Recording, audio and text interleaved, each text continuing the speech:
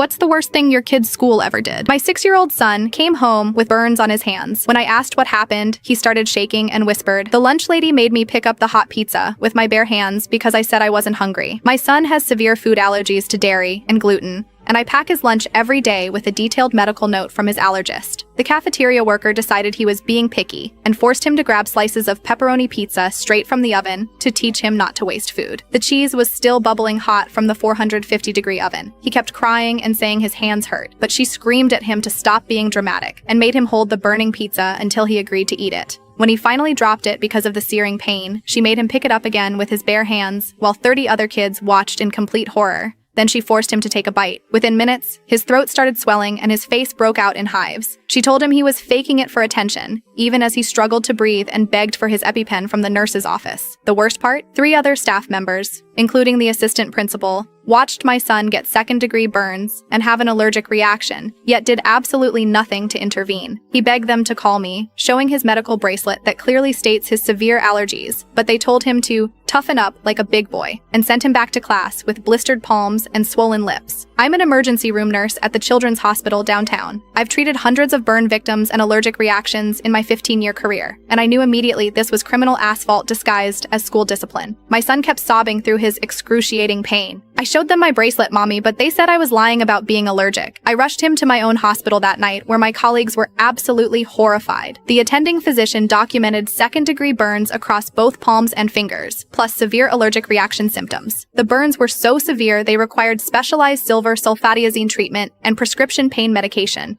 that kept my baby up all night, crying and shaking. The next morning, I walked into that school carrying hospital photos of his burns, his complete medical records dating back 3 years, my nursing license, and a police report I'd filed the night before with detailed witness statements. The principal turned ghost white when he saw the burn documentation and allergic reaction assessment from 3 different doctors. He nearly fainted when the police officer walked in behind me carrying an arrest warrant and Child Protective Services paperwork. By Tuesday, the lunch lady was arrested for felony child endangerment on a minor. The school board held an emergency session after the local articles picked up the story, and outraged parents started demanding immediate answers and accountability. They immediately fired the 3 staff members who witnessed it and implemented mandatory allergy awareness training for every single employee. The district paid for my son's ongoing medical treatment, weekly therapy sessions, and issued a formal public apology that was published in the local newspaper and posted on their website. My son's hands healed completely after 6 weeks, but the emotional trauma took months of counseling. However, he learned something incredibly powerful. Adults have to listen when kids are hurt, he tells other children now with complete confidence.